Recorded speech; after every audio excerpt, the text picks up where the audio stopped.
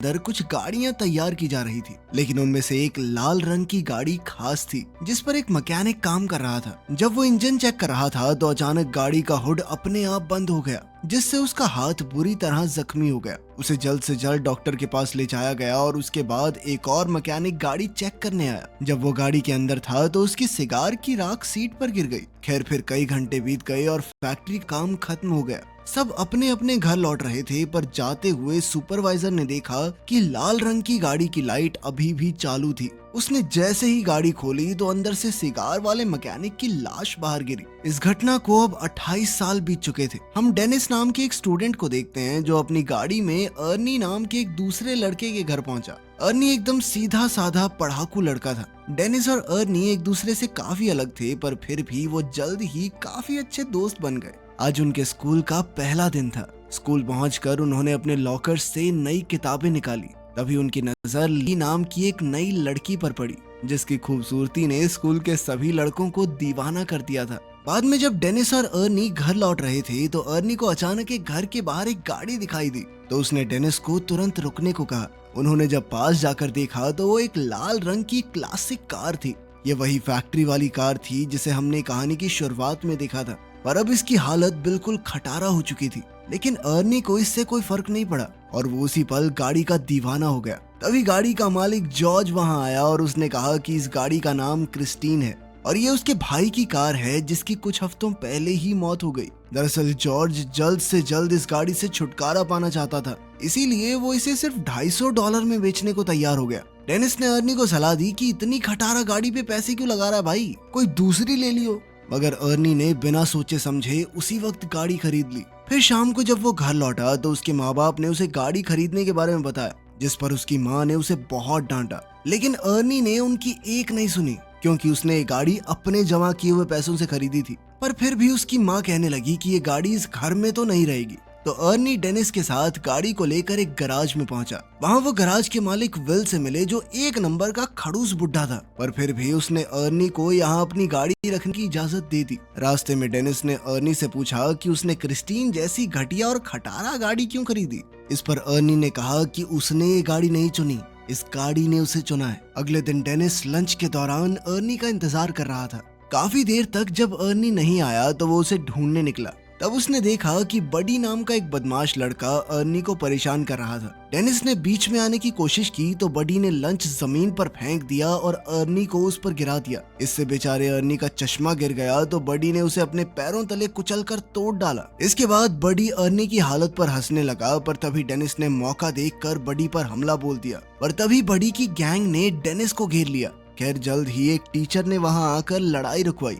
तब अर्नी ने उन्हें बताया कि बडी ने उसे चाकू से धमकाया है। तब टीचर ने उसे अपनी जेब खाली करने को कहा तो उसकी जेब से वही चाकू निकला। आखिरकार टीचर ने बडी और उसके चेलों को ऑफिस में भेज दिया, जिसके बाद बडी को स्कूल से ही निकाल दिया गया। इसी तरह कई हफ्ते बीत गए और अर्नी दिन रात मेहनत करके गाड़ी ठीक करने में जुटा हुआ था। इसके बाद गैराज के मालिक ने अर्नी को गैराज में मदद करने की नौकरी पर ही रख लिया और बदले में अर्नी अपनी गाड़ी के लिए कुछ पुर्जे इकट्ठा कर सकता है। अर्नी ने इसके लिए हाँ कर दी और फिर दिल लगाकर गाड़ी ठीक करने में जुट गया। मगर उसे इस बात का एहसास ही नहीं हुआ कि कब उसे गाड़ी ठीक करते करते क्रिस्टीन से हद से ज्यादा लगाव हो गया। फिर शाम को डेनिस अर्नी से मिलने गया, क्योंकि वो काफी दिन से मिले नहीं थे। लेकिन उसने देखा कि अर्नी पहले से बहुत ज्यादा बदल चुका था। वो बिना चश्मे के स्टाइलिश कपड़े पहनकर राउडी की तरह चल रहा था। वो ज्यादा देर डेनिस से बात करने के लिए भी नहीं रुका और गैराज में काम करने चला गया। उसकी माँ ने उसे रोकने की कोशिश की, पर आर्नी उन्हें नजरअंदाज करके चला गया। फिर उसकी माँ ने डेनिस से कहा कि वो आर्नी और उसकी नई गाड़ी की वजह से काफी परेशान है, क्योंकि उन्हें पता चला था कि गाड़ी के पिछले मालिक की गाड़ी के अंदर ही दम घुटने से मौत हो गई थी। ये सुनकर डेनिस जॉर्ज से मिलने पहुंचा तो जॉर्ज ने उसे अपने भाई की कहानी सुनाई। उसने बताया कि जब उसके भाई ने क्रिस्टीन को खरीदा था तो वो पूरी तरह उसका दीवाना हो गया था। इसी गाड़ी में उसकी पत्नी और बेटी ने भी अपनी जान गंवाई थी और फिर उसके भाई की मौत के बाद ये गाड़ी न जाने कैसे खुद ब खुद जॉर्ज के घर के बाहर आकर खड़ी हो गई। ये सुनकर तो डेनिस और भी घबरा गया। खैर शाम को वो दोबारा से गैराज में गाड़ी देखने पहुंचा। उसने गाड़ी खोलने की कोशिश की, पर जैसे ही उसने हैंडल खींचा तो रेडियो अपने आप शुरू हो गया और डेनिस उसी समय डर कर भाग निकला। फिर अगली सुबह डेनिस स्कूल स्टेडियम में था क्योंकि आज उनका फुटबॉल मैच था। डेनिस एक खास गोल मारने के बारे में सोच रहा था कि अचानक उसने अर्नी को वहां आते देखा। उसकी गाड़ी क्रिस्टीन एकदम टिप टॉप हो गई थी, जिसे देखकर बड़ी और उसके दोस्त भी हैरान रह गए। उधर ली भी गाड़ी से बाहर आई और उसने सबके सामने अर्नी को चूम लिया।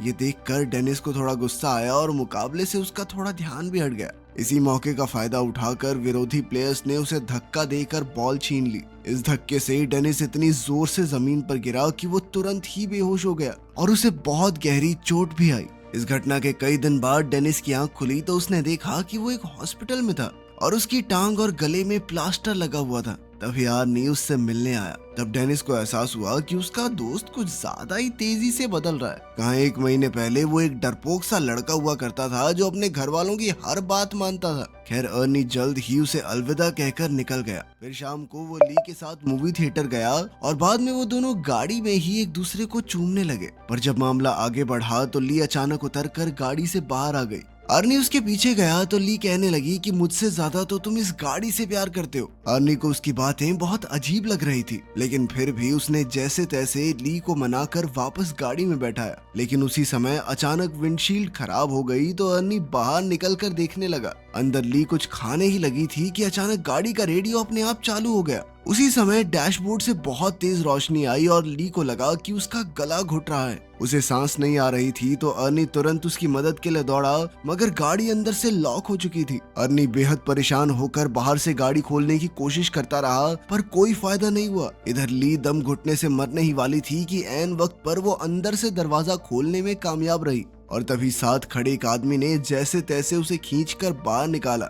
ये देखकर अर्नी ने गुस्से में उस पर हमला कर दिया, पर वो तो सिर्फ ली के गले में फंसा हुआ खाना निकाल रहा था। आखिरकार मामला शांत हुआ और अर्नी ली को घर वापस छोड़ा। ली गाड़ी से निकलते ही घर में घुस गई और उसने कहा कि वो अर्नी से कोई बात नहीं करना चाहती। अर्नी ने उससे माफी मांगने की कोशिश की, पर ली के दिमाग में छप चुका था कि इस गाड़ी ने मुझे मारने की कोशिश की है। और तो और उसे लगता था कि क्रिस्टीन उससे जलती है, क्योंकि जब भी वो गाड़ी में इकट्ठे होते हैं तो कुछ न कुछ गड़बड़ हो जाती है। ये सब सुनकर अर्नी को लगा कि ली के दिमाग को धक्का लगा है, इसलिए उसने कहा कि वो कल बात करेंगे। फिर अर्नी वापस गाड़ी में बैठा, मगर गाड़ी चालू ही नहीं हो रही थी। तब उसने क्रिस्टीन से बात करते हुए कहा कि आज ली के साथ जो भी हुआ उससे कोई फर्क नहीं पड़ता, क्योंकि वो क्रिस्टीन से हमेशा उतना ही प्यार करता रहेगा। इसके बाद उसने चाबी घुमाई तो गाड़ी तुरंत ही चालू हो गई। अब वो सीधा गैराज पहुंचा और क्रिस्टीन को वहीं छोड़कर घर वापस चला गया। पर तभी उसके पीछे से बडी और उसके दोस्त गैराज में घुस गए। उन सबके पास तरह तरह के हथियार थे और देखते ही देखते उन्होंने पूरी गाड़ी तबाह कर दी। फिर अगले दिन अर्नी ने ली को जैसे तैसे मना ही लिया और फिर वो दोनों गैराज में आए ताकि अर्नी गाड़ी से अपना वॉलेट निकाल सके। मगर जैसे ही वो अंदर गए तो क्रिस्टीन को तहस नहस देखकर अर्नी को बहुत बड़ा धक्का लगा। ली ने हैरान होकर पूछा कि ये किसने किया, मगर अर्नी अचानक बिना बात के उस पर चिल्ला पड़ा और उसने ली को दूर चले जाने को कहा। बाद में अर्नी ने अपने माँ बाप को इस बारे में बताया तो उन्होंने अर्नी को शांत करते हुए कहा कि वो उसे नई गाड़ी दिलवा देंगे। पर इससे अर्नी को और ज्यादा गुस्सा आ गया, क्योंकि वो जानता था कि ली की तरह उसके माँ बाप को भी क्रिस्टीन से नफरत है। और तो और उसने क्रिस्टीन की इस हालत का जिम्मेदार भी अपने माँ बाप को ही ठहराया, क्योंकि अगर वो उसे गाड़ी घर पर रखने की इजाजत दे देते तो आज वो सही सलामत होती। फिर वो उन्हें और भी बुरा भला कहकर अपने कमरे में जाने लगा, पर उसके पिता ने उसे पीछे से पकड़कर अपनी माँ से माफी मांगने को कहा। मगर अर्नी और भी बुरा भला बोलता ही जा रहा था तो उसके पिता ने उस पर हाथ उठा दिया, लेकिन अर्नी ने भी वापस हमला किया और चुपचाप घर से बाहर आ गया। वो सीधा क्रिस्टीन के पास पहुंचा और एक बार फिर से एक एक पुर्जा जोड़कर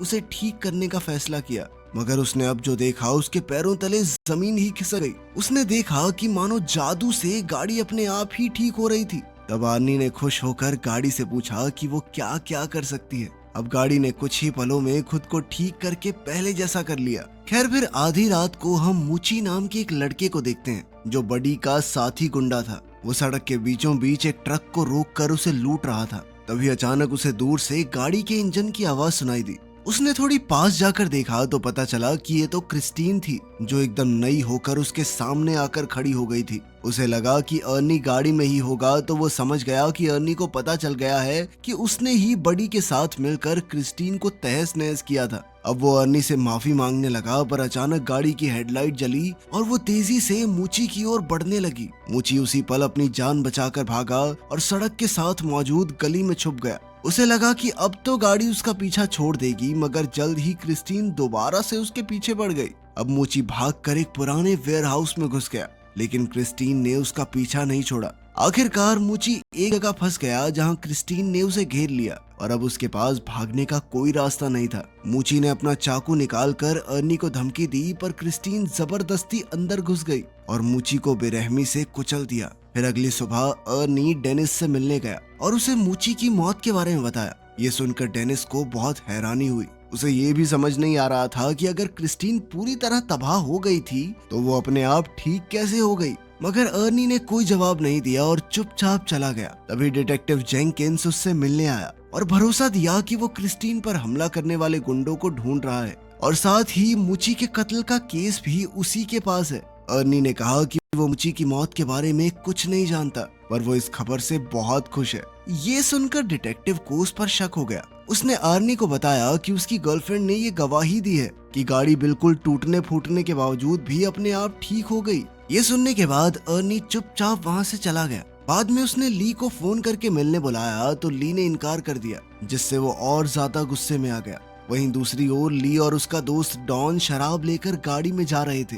रास्ते में एक दूसरी गाड़ी उनका पीछा करने लगी तो बडी ने गाड़ी रोककर देखा कि आखिर इस गाड़ी में कौन है, पर हेडलाइट्स की वजह से उसे कुछ दिखाई नहीं दिया। फिर उसने अपनी गाड़ी रिवर्स की तो दूसरी गाड़ी भी वैसे ही रिवर्स होने लगी और तब ये खुलासा होता है कि वो गाड़ी कोई और नहीं बल्कि क्रिस्टीन ही थी। अब बडी ने गुस्से में आकर गाड़ी भगाई और सीधा एक गैस स्टेशन पर जाकर ही रुका जहां उसका दोस्त रिची काम करता था। फिर उसने बाहर आकर एक लोहे का सरिया उठाया और अपना पीछा करने वाले आदमी को सबक सिखाने के लिए तैयार हो गया। लेकिन तभी क्रिस्टीन बहुत तेज रफ्तार में आई और सीधा बडी की गाड़ी से जा टकराई, जिससे उसकी गाड़ी का बहुत नुकसान हुआ। बडी को लगा कि अर्नी गाड़ी के अंदर ही है तो उसने अर्नी को बाहर निकलने को कहा, पर क्रिस्टीन एक बार फिर तेजी से बडी की गाड़ी से जा टकराई और सीधा उसे वर्कशॉप में घुसा दिया। डॉन गाड़ी में बैठा था तो क्रिस्टीन ने उसे भी बडी की गाड़ी के साथ ही कुचल दिया। उसी समय बडी की गाड़ी से पेट्रोल लीक होने लगा और अचानक उसमें आग लग गई।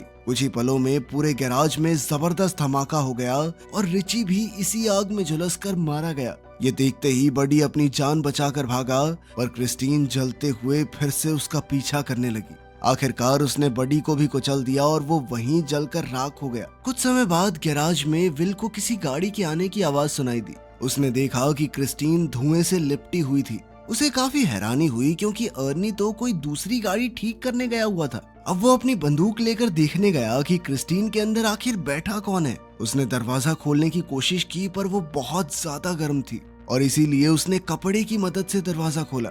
जब उसने देखा कि गाड़ी तो एकदम खाली थी तो उसे कुछ भी समझ नहीं आया। फिर वो खुद गाड़ी में बैठ गया, पर अब उसे इस गलती का नुकसान भुगतना होगा क्योंकि क्रिस्टीन आज कोई गवाह जिंदा नहीं छोड़ने वाली थी। अचानक उसने दरवाजा अंदर से बंद कर दिया और फिर उसने विल की सीट को डैशबोर्ड में घुसाकर बेरहमी से मार डाला। फिर अगली सुबह जब अर्नी गैराज पहुंचा तो उसने देखा कि वहां कई सारी पुलिस कार्स मौजूद थी। वहां वो डिटेक्टिव जेंकिंस से मिला तो पता चला कि क्रिस्टीन में गैराज के मालिक विल की लाश मिली है। इस पर अर्नी कहने लगा कि वो नहीं जानता ये सब कैसे हुआ, पर उसका दिल जानता था कि इसके पीछे क्रिस्टीन का ही हाथ है क्योंकि वो एक बार फिर से चमचमाती हुई अपनी जगह पर खड़ी थी। उधर डेनिस हॉस्पिटल से घर लौटा तो ली ने उसे फोन करके कहा कि वो उससे मिलना चाहती है। ली ने कहा कि उसे लगता है कि क्रिस्टीन ने अर्नी को अपने वश में कर लिया है और अब वो क्रिस्टीन की दीवानगी में पागल होकर कुछ भी उलझुल हरकतें कर रहा है। डेनिस ने कहा कि उसे यकीन है कि अर्नी खुद से कोई गलत काम नहीं कर सकता,